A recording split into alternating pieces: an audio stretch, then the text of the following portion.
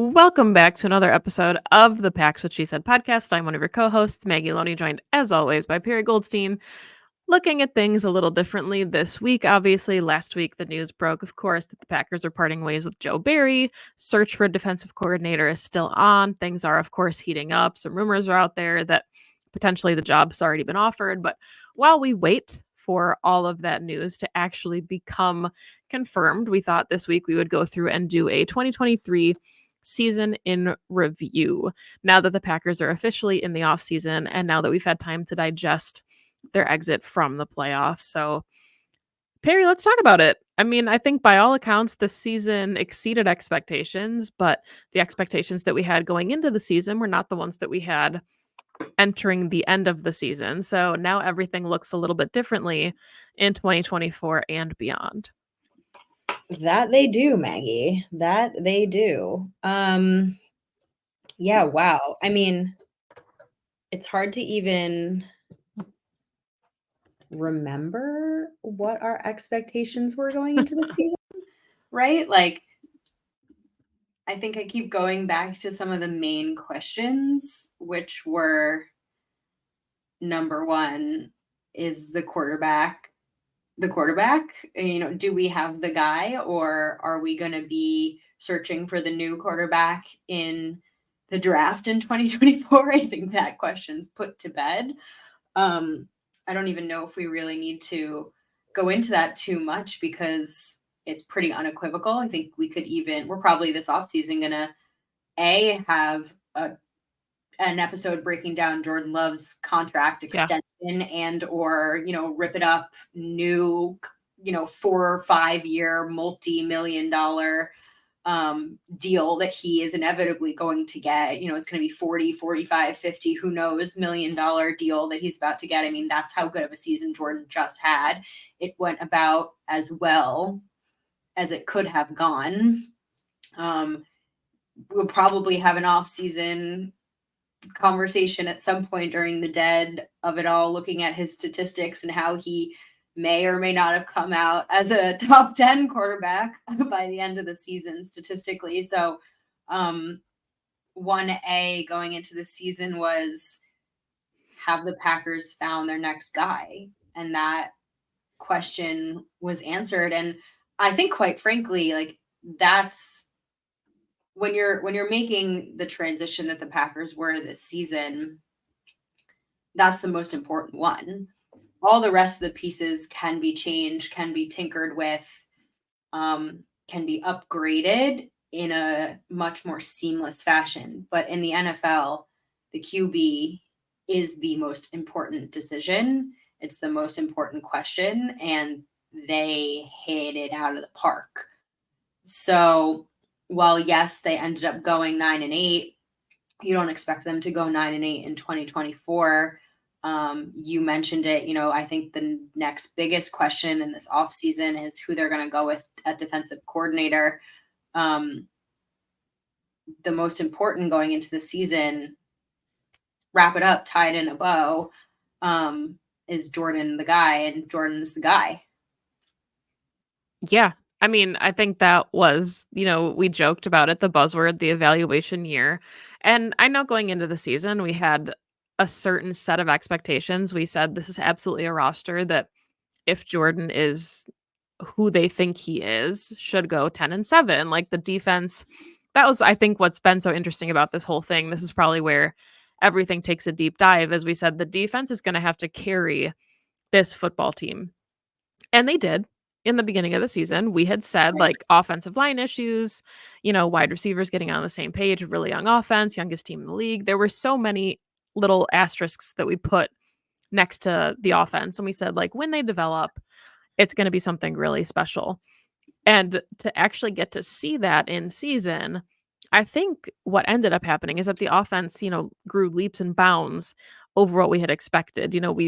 And it's exciting now to think about that offense getting a full offseason together to develop and to get back at it and to go into this with built relationships, because the foundation, I think, was already ahead of maybe what we expected. And I don't think going into the season we expected the defense to struggle as mightily as they did. And obviously, injuries always play a factor into a lot of that. You had Rashawn Gary coming back from an ACL. Like, those things are never easy. But the expectation was that the defense was going to kind of lead the charge. And on paper, they should be a very specific way. And that's the part that didn't come to fruition. So I think, like, stock up on the offense and stock down on the defense, with now we're seeing the a brand new DC coming in. So tells Yeah. you what the Packers thought about the performance too. Yeah. Well, I mean, I think like, and I think I said this on Pack a Day, not sure if it was repeated on this show, so I will repeat it now. And I still feel this way. I mean, I think the way that this season ended was absolutely best case scenario. I mean, I could not have picked a better ending Barring a for Super this. Bowl. Sure. I But I I know. mean, in the scope of reality Mhm. for this Packers team, right? They found their QB. They ended the season, right, as we said at the beginning of the season, as long as they end the season better than where they started, which unequivocally they did, right? They're on the right trajectory. Everyone is development arrow pointing up. And they're still moving on from what we all thought of as the weakest link on this team, which was their defensive coordinator. All three of those things happened. Like, this team should, by all accounts, and it will depend naturally on who they choose, but the rumblings in the building seem to be they're going in what fans seem to think is the quote unquote right direction when it comes to defensive coordinator. But depending on who they choose, they're going to get better in that defensive coordinator category. I mean, this is literally best case scenario for this team is they ended better than where we ever thought that they would be. They're going to start the 2024 season as contenders in the NFC at least. And they moved on from their defensive coordinator, who was, by all accounts, holding that side of the ball back from their full potential. I mean, I cannot think of a better scenario for the 2023 season than that. Yeah, and I mean, I think one of the things here too is one of the biggest question marks, right, was what was going to happen to a team without Aaron Rodgers. And it was I mean, Brian Gutekunst got destroyed for this decision, right? And we have talked about that. We don't need to like rehash it, but the grass turned out to be greener. And like, it'll be cool to see him play with the Jets next season when he's fully healthy. Like, that was a missed opportunity for everyone, but the Packers still got an extra second round pick. His money is, moving off the books. They're Mm-hmm. young. Their offense is very inexpensive. They actually have some wiggle room in free agency. Like, there's guys, obviously, like we talked about it on Pack a Day yesterday. I don't expect guys like Antoine Winfield to sniff free agency. But if the Packers wanted to go make a splash theoretically somewhere for their new DC, they have a little bit of capital to do that this year, things that they didn't have next year. They've got 5 draft picks inside the top 100 thanks to, the trade. So even where there's perceived areas of weakness, you can tell immediately that they're going to be addressed. You got a new DC. You theoretically spend all 5 of those picks on the defensive side of the ball if you choose to.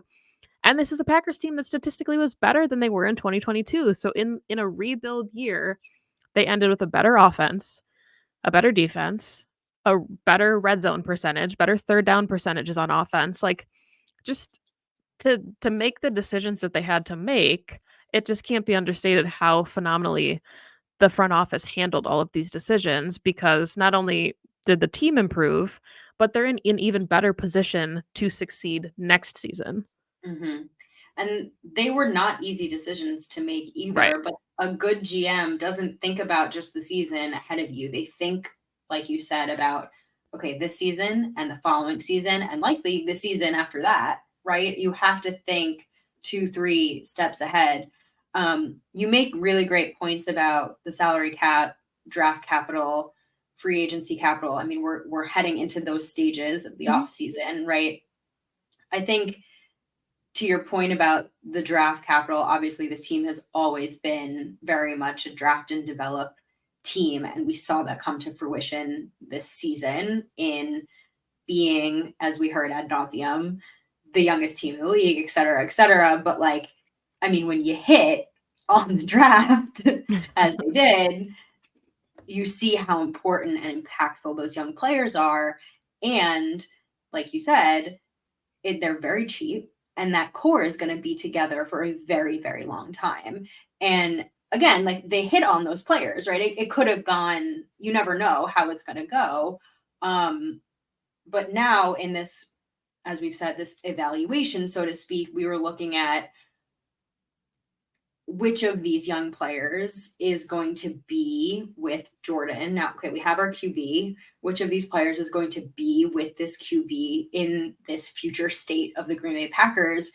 We also got that answer, which is the majority of them, which is Yeah. pretty freaking awesome to see, two young tight ends, 4 or 5 young wide receivers, which I mean, how to make a decision around that. And you mentioned, there are a few positions still to make decisions around. Running back on the offensive side of the ball is probably one of them. But now, as you mentioned, there's some room money wise to work with. But at the same vein, in my mind, and I'm curious your thoughts on this, I actually wouldn't be surprised. I mean, if they didn't make a big splash in free agency, they Yeah. don't need to. Mm-mm. Because if you look at the core of who they have, they could get more of that second tier in free agency. They don't need to go and do the Zadarius Preston Smith level season. They don't have that level of money, but you know what I mean? That caliber of let's get 4 big names in. Mhm. They have such a solid foundation of the guys already. They can do the draft, see what they need, get one, maybe 2 if they have the money for it, free agents to fill in some holes. But they've set themselves up really nicely to not have to even lean on free agency if they don't want to, which I think is a really nice position to be in. Yeah, and I mean, I think that's a big part of this is they are such a draft and develop team that a lot of their core pieces are homegrown. You've got Jair Alexander, you've got Rashawn Gary, and Kenny Clark and Quay Walker. And these are fundamental pieces that'll be on the defense for a while. So when you have a DC, he's not coming in with a bare cupboard. He's saying, like, we've got cornerstones at basically all of the premier positions, but they also have the ability to say, like, I think I mentioned it on Pack a Day, but if you have like a Christian Parker who comes in and has experience with the secondaries, he might say, I want Darnell Savage back and I want to play him is as a nickel, or I want to play him closer to the line. Like there's certain things that a DC might come in and say, hey, the pieces were really close here. Here's how we want to Mhm. utilize them. And I don't think the Packers have any pending free agents that are necessarily going to break the bank either, which is nice for them. There's a lot of guys that they could retain. I think like Keyshawn Nixon is an example of that. He's probably not your starting nickel next season, but he, for special teams prowess alone, is invaluable to that locker room. So they're just in a really nice position to be able to kind of retool in what we all expected to be this rebuild year. Like the pieces are still there. This team isn't like drowning for talent. Like we talked about the defense not living up to expectations, but there's still some guys on that side of the ball, right, to hang your hat on that are still ascending players at the NFL level. Yeah. I think it's just a matter of finding the right ways of using them, to your point, Mhm. which is going to be really fun to have someone come in and say, okay, yes, here are the pieces, I'm going to move them around the board differently. And now Goot, now Matt, let's go find in the draft, in free agency, maybe some guys to fill in places that maybe we weren't thinking about before, because I would use them in a different way. At least that's how I would hope. There are the obvious holes, right? Right. Safety, I think another inside linebacker, um, always looking to add up front. Um, I would not be surprised if they took another corner in the Yeah. draft, right? We have no idea what's going to happen with Eric Stokes. They traded away Rasul. I love Carrington Valentine, but we saw what happened with Jair being, on and off with the injuries, and I think you can always have more talent in the cornerback room, quite frankly. So, it's going to be another season where the Packers put more stock in that side of the ball. But this season, 2023 really was so much about the offense. And look how well that went. And now is going to be about, okay, let's get that side of the ball into their second year jumps. And I'm excited about that. I don't want fans to be like, oh, they keep pouring more talent into the defense. They keep pouring more talent to the defense. I think they should be, because the offense is in such a good place. And I don't know how you don't look back on the 2023 season and think otherwise. Yeah, I like that. I kind of, while you were saying that, was thinking about, one of the big question marks going into this season was, what does the Matt LaFleur offense look like without Aaron Rodgers? And Matt LaFleur and Jordan Love said, we will effing show you what this offense can look like without an MVP quarterback. Like, Jordan Love balled out, right? He exceeded his own expectation, like, not his own personal, but he exceeded expectations for what we thought that, his offense could look like in year one. And I think what's so nice about that is Matt LaFleur gets to continue to focus now on the offensive side of the ball, bring in a new DC and say, do whatever the hell you want. Like, here's the keys. So, cars are in the garage. Do whatever, like, take them, do whatever you want. And now a new DC gets to come in and retool and see the pieces that are there. And Matt LaFleur gets to continue to develop the young offense that he's got. There's not a shared expectation of, I have to devote my time and resources to the defensive side of the ball because we don't trust the leadership that's on that side of the ball. So that's significant too, is we've seen what Matt LaFleur can do with this offense. We've seen him in his bag of tricks, and that's only going to continue to develop in 2024, which is also really fun to think about. Like, we've finally seen the Matt LaFleur offense the way that it's supposed to be run, and it's really fun. Yeah. Let's talk about that a little more, because I mean, we went into this season, right? Everyone was saying that, not just Packers people, but everyone around the league. Like, obviously, when you take away an Aaron Rodgers, the question is, like, what does an offense look like? I mean, that's a natural thing to ask, especially for a young play caller. I mean, who was Matt LaFleur pre-Packers, right? He was a Titans OC. He didn't even call plays. Like, this was a fair question. Naturally, Matt didn't appreciate the question, because every time people asked it, he was like, you've seen it. The collaboration between 12 and Matt was just that. It was a collaboration. And there were things 12 didn't enjoy doing, which was being under center a lot. Guess what? The Packers were under center like 60% of snaps this season. Big change. All the motion, right? John Arning Jr. made a kind of a joke about the Packers looking more like the Miami Dolphins, and everyone was like, what? Because you guys don't look that great. And then what did we see? A lot more motion that was very reminiscent of the Miami Dolphins, which maybe the Miami Dolphins actually looked more like Matt LaFleur offense, because, the relationship between the coaches. I say that in jest, but they come from the same tree.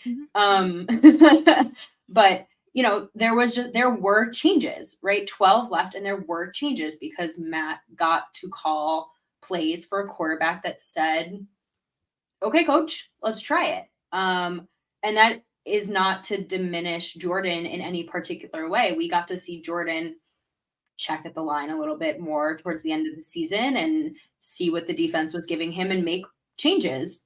And that was also, aside from the Matt LaFleur offense point, really freaking awesome, because a first year starter like very rarely does anything like that. But to your point, yeah, I mean, we really got to see some tweakage, if you will, some updates to what Matt likes to call. And he also, I think, totally 12 aside, had a lot more pieces to work with on Yeah. offense. I mean, let's be real. Like, you upgraded from Alan Lazard and Randall Cobb to Jaden Reed and Dontavian Wicks and Christian Watson and Romeo Dobbs. And, you lost a Mercedes Lewis, but you got Tucker Kraft, who can also now block really nicely, and a Luke Musgrave. I mean, look at all the pieces he also got.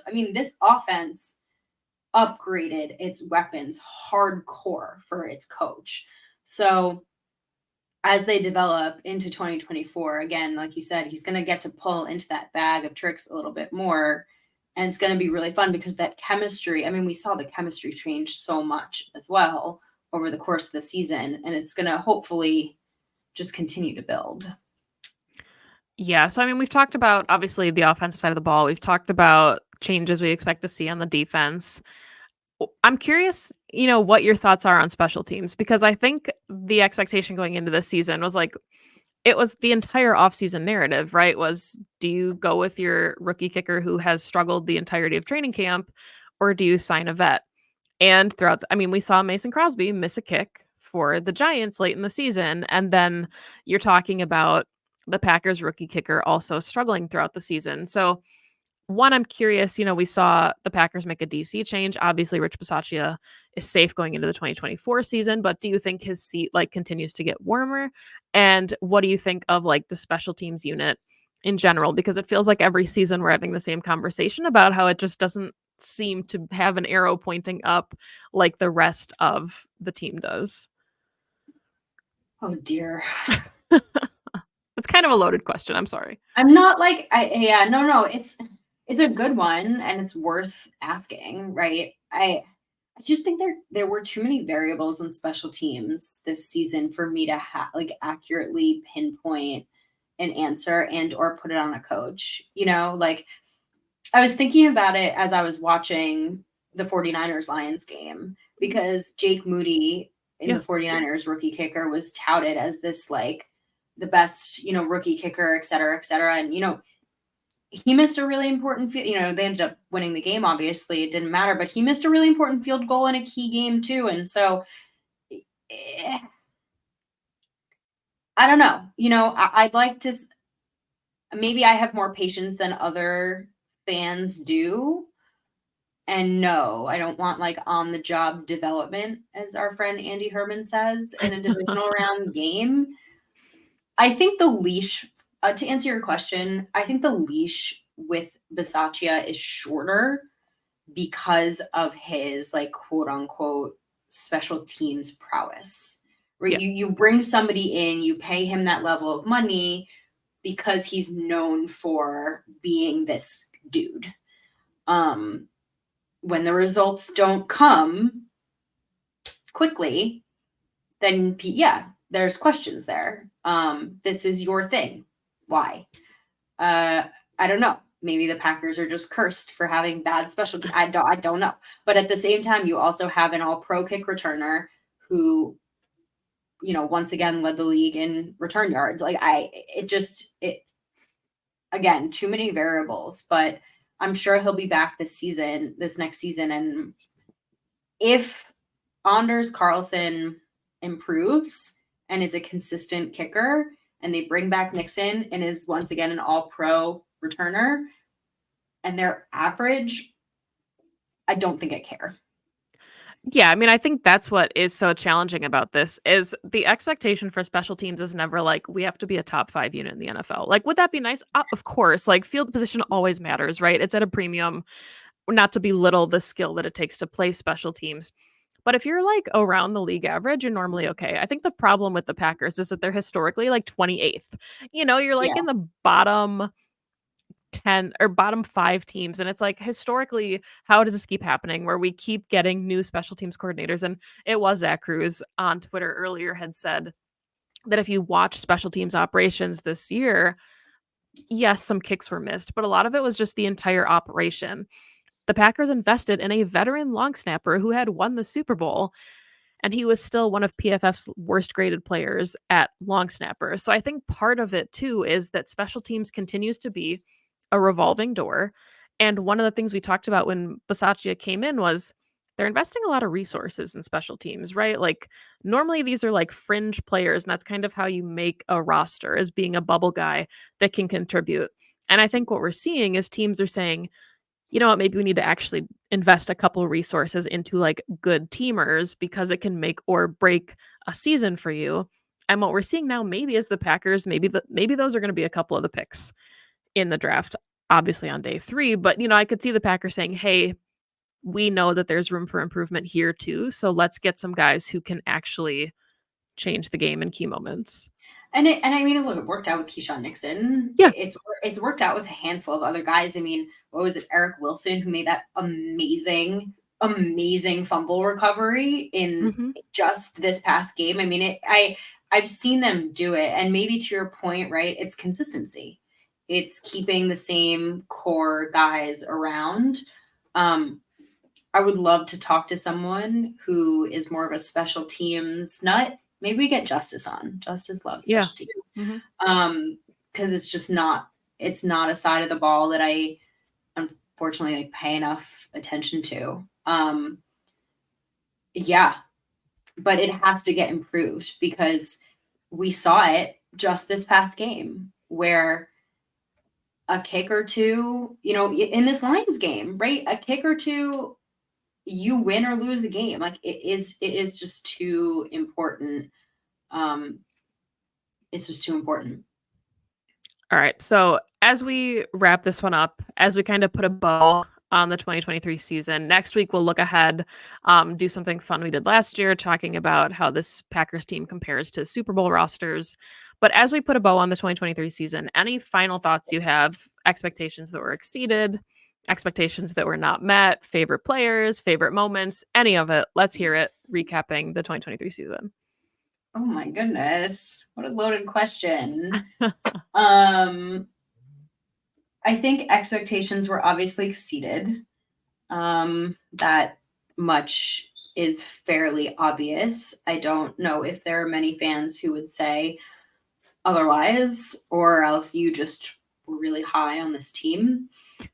Um, favorite moment, I would say I definitely look back on us being at that Saints game differently now that the season is over Yeah. than than at the time. I mean, the fourth quarter comeback that early in the season was such an indication of who this team is now that I look back on it differently. For those listening, Maggie and I were at the Saints game. Obviously, we know they were losing. And then they came back, and Jordan and the team had a miraculous fourth quarter comeback. The defense did just enough to force the Saints to miss a game winning field goal, and they snuck out a win. And the change in this team, the ability to do that, come from behind, win, young team, but the ability to like be resilient and punch back, which is something that this Packers team has not really been able to do in years past. If you had told me then the way this season was going to go, I would have said, well, that fourth quarter comeback shows me who this team is, right?